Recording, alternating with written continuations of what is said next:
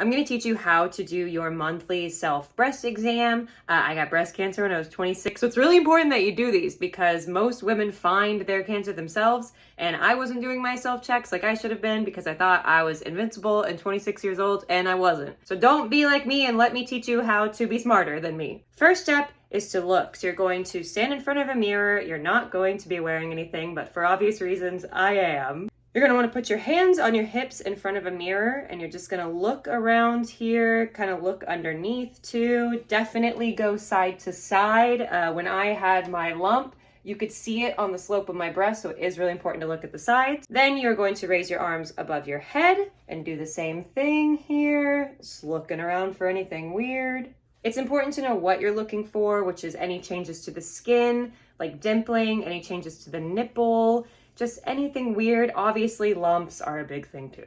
Step 2 is to touch. I like to start with a very important area that a lot of people forget, which is the armpit, because I did have swollen lymph nodes in my armpit, but I didn't know that that could even be a sign of breast cancer. So you're just gonna feel around here. This is the hand motion I do for the first part.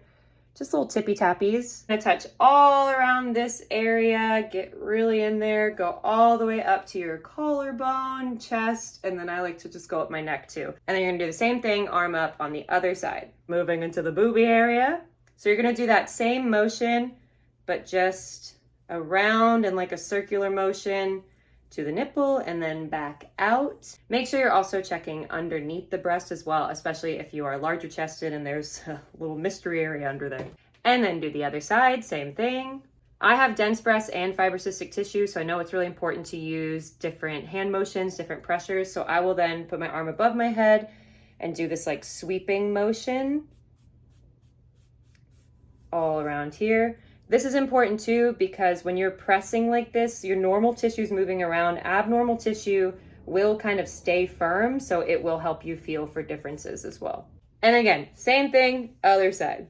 And that's it. It doesn't take very long. Try to do it around the same time of the month. Like I usually do mine around the beginning of the month. If you do still have a period and you're not in early menopause like me, try to do it after your cycle, like a few days after, and that way you're not taking into account all the hormonal changes that happen during your period. And if you do find a lump, don't panic. It is normal to have lumps and bumps, but please, please, please follow up with a doctor. Make sure that they figure out for sure what it is with an ultrasound or a mammogram or a biopsy. You need to know what your body's normal is so that you know if there's any differences and you catch them early on because that is so, so, so important.